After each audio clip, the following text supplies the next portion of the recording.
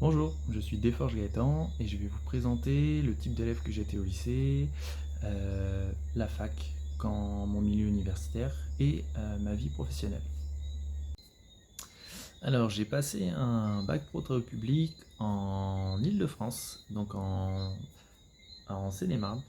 Le type d'élève que j'étais au lycée, j'ai été un élève qui n'a pas été très assidu en cours. En fait, j'avais beaucoup de temps de transport en bus, j'avais 1h30 le matin, 1h30 le soir. Et souvent, j'avais un emploi du temps qui était assez allégé, donc j'allais en cours pour 4 heures de cours pour la journée. Et du coup, j'avais, comme on dit, un peu la flemme. Malheureusement, ça m'a valu d'avoir quelques lacunes par la suite, donc à la fac, au bac. Euh, j'ai eu un peu de mal à avoir mon bac, j'ai eu un peu de mal à passer mes années de licence et de master suite à ce retard que j'avais accumulé en venant pas en cours. Après mon bac, je suis allé à la fac. Du coup, moi je suis passé par la plateforme numérique qui s'appelait Admission Post-Bac. Euh, J'avais postulé tout d'abord avant pour un BTS dans la continuité de mes études, dans le bâtiment. Mais vu que j'étais un fan de sport et que j'étais pas très mauvais, euh, je me suis tenté de m'inscrire à la fac, le STAPS, donc c'est Sciences technologiques des activités physiques et sportives, euh, qui permet de à la fois devenir professeur de PS par la suite, entraîneur en club ou travailler dans les EHPAD pour des activités physiques avec des personnes âgées. J'ai été sélectionné pour suivre ce parcours. J'ai donc passé ma licence dans un premier temps et ensuite mon master. Niveau transport, du coup, c'était à 2 heures de route de chez moi, parce que j'habitais à la campagne, et je suis allé j'ai fait tout ça à Créteil, donc en banlieue parisienne. Tout d'abord, au début, je faisais tout en voiture, donc ça me faisait à peu près 4 heures de route, 2 heures aller, 2 heures retour tous les jours.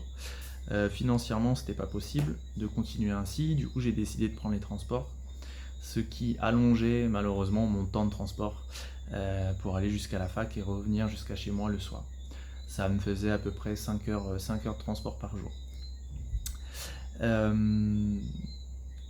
Malheureusement, au début, j'ai pas pu enfin, j'avais pas le droit à la bourse. C'est pour ça que je n'ai pas pu prendre de logement directement sur place.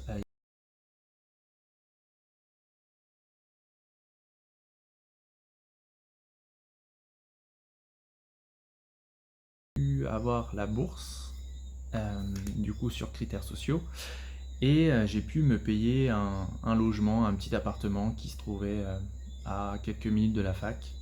Et c'est ce qui m'a aidé à être plus proche. Du coup, ça me faisait économiser en temps de, en temps de sommeil et en temps de transport aussi. Parce que du coup, j'avais plus de temps pour travailler et j'étais plus en forme pour écouter en cours, etc. Pendant mes études à la fac, donc concernant mon logement, transport, restauration, etc. Le logement, comme je l'ai dit, je vivais dans un petit studio qui représentait 15 mètres carrés.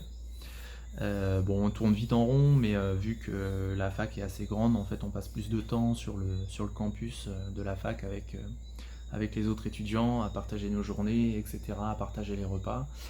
Concernant les repas, on avait le Crous. Donc le Crous, c'est des aides et il y a un centre de restauration qui est dans la fac qui te permet de manger pour, euh, pour moins de 3 euros un repas complet, entrée, plat, dessert. Donc c'est un peu une aubaine pour les étudiants, surtout quand on n'a pas beaucoup d'argent comme je l'étais. Les transports, quand on est dans une grande ville, c'est assez simple, il suffit juste de prendre le bus ou le métro, etc. Et on est vite sur les lieux. Une journée typique quand on est en STAPS, du coup, en licence 1, on a beaucoup de sport, ça équivaut à peu près entre 20 heures et 25 heures par semaine de sport. Il faut souvent être véhiculé parce que en fait on se déplace d'infrastructure en infrastructure, donc de gymnase, de piscine, de stade, etc. Bon, le covoiturage est souvent mis en place entre étudiants parce qu'on est tous un peu en galère de sous ou un petit peu en galère d'essence. Du coup, c'était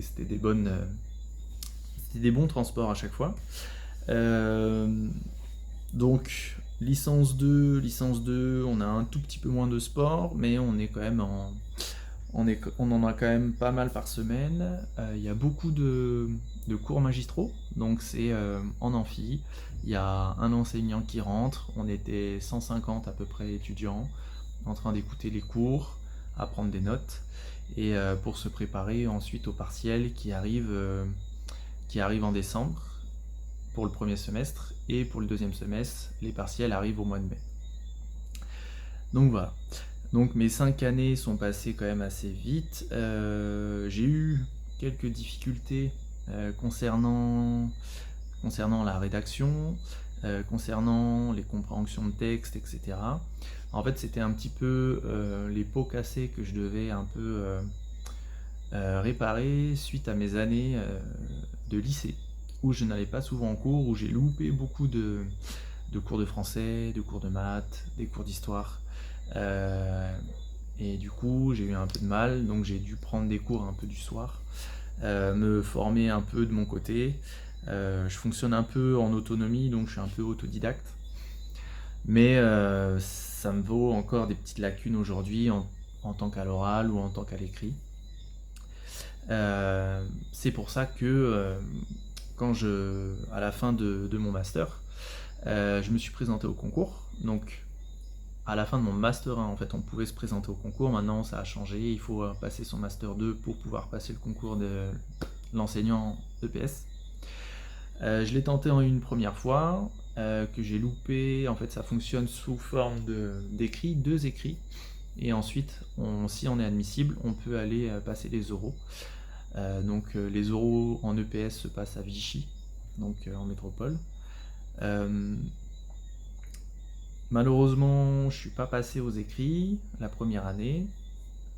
Du coup, en fait, on se prépare toute une année. Quand on le loupe, on le passait au mois de février. Du coup, quand on le loupe en février, il faut attendre encore une année pour pouvoir le repasser et se représenter. Moi, j'ai passé plusieurs fois. Du coup, vu que sur la voie externe, donc c'est-à-dire directement par la voie universitaire sans travailler, je l'ai passé 2-3 fois. Ça a été difficile. En fait, un concours, tant qu'on n'a pas vécu un concours, c'est assez difficile de l'expliquer et de se l'imaginer. Mais pour faire simple, vous êtes beaucoup de candidats, il y a peu de postes, et ce sont souvent des candidats assez brillants. Tout le monde est assez brillant, il n'y a pas de souci, mais souvent, c'est des comparaisons entre une copie à une autre, entre un candidat et un autre. Du coup, c'est assez difficile. Ça dépend les années, ils appellent ça les promotions, souvent les crus, si c'est bon, si c'est pas bon. Du coup, moi, à chaque fois, c'était un peu juste. Suite à ça, j'ai décidé de continuer de travailler parce que en fait tous mes étés je travaillais en tant que maître nageur dans des centres de camping, dans des centres de loisirs. J'ai fait beaucoup de colonies avec des enfants pour partir à l'étranger. Donc ça me permettait vu que j'avais pas forcément d'argent, ça me permettait de partir en vacances et ça me permettait en même temps de gagner de l'argent. Donc c'est un peu le bon plan, mais c'est souvent c'était un mois non-stop à surveiller et à animer des situations, des activités avec des enfants dans d'autres pays. Suite à ça, du coup, j'ai décidé quand j'ai terminé mon Master 2, j'ai décidé de travailler et j'ai eu la chance de trouver un poste en tant que professeur d'EPS avec le statut de contractuel. Donc le statut de contractuel, c'est tout simplement, vous êtes prof, mais vous n'avez pas le concours. Par contre, ça ne veut pas dire que vous n'êtes pas compétent, parce que moi j'ai suivi le même cursus que les autres enseignants qui sont titulaires. Mais c'est juste que j'ai pas eu la chance dans les premières années d'avoir mon concours. Du coup, j'ai travaillé en tant que contractuel pendant 3 ans. Et au bout de 3 ans, ça m'a permis de passer le concours de professeur de PS en interne. Du coup, ce concours, il est accessible à partir de 3 ans de, de- de- d'enseignement sans concours. Une fois qu'on a travaillé 3 ans, on peut passer le concours. Donc j'ai passé le concours, j'ai été admissible, j'ai eu le concours. Et ensuite, suite à ça, se passe une année de titularisation, toujours en tant qu'enseignant. Donc on est enseignant et en fait on est visité par un tuteur et ensuite par un inspecteur qui vient valider si on est apte ou pas à être enseignant pour être titularisé. Donc voilà, ça fait maintenant 1 an que je suis titularisé et que ça se passe assez bien, il n'y a aucun problème. Est-ce que le métier d'enseignant de PS ou tout simplement d'enseignant correspond à- à mes attentes, ce que je me fixais à la fac? Alors, il y a quand même une grosse différence, c'est ce qu'on appelle entre la théorie et la pratique. C'est qu'à la fac, on nous apprend les grandes théories de comment se développe l'enfant, je parle en EPS, comment nous devons adopter et adapter nos situations en fonction de l'évolution, etc.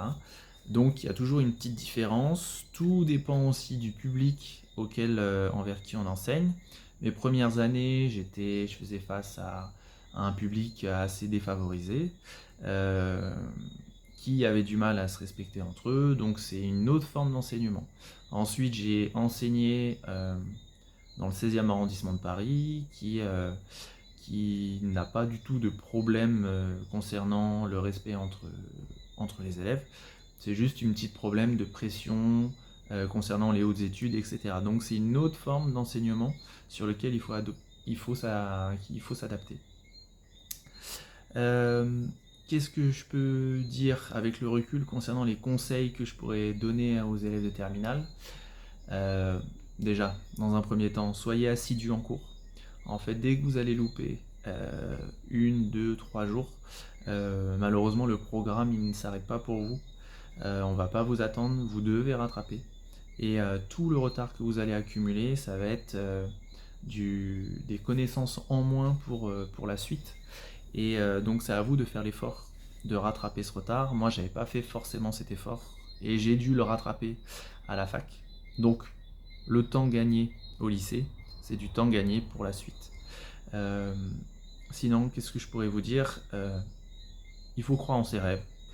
Forcer, moi j'ai forcé en tant que prof de PS. Aujourd'hui, j'ai réussi à atteindre euh, le but que je m'étais fixé.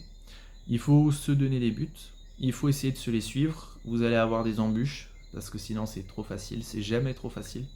Donc, faut juste pas désespérer. Entourez-vous bien, faites-vous aider. Il y a toujours plein de personnes qui sont là pour vous aider. Et, faites-vous confiance. Voilà, c'est un petit peu le mot de la fin. Merci de m'avoir écouté, j'espère que j'ai pas été trop long. Et je vous souhaite une bonne continuation.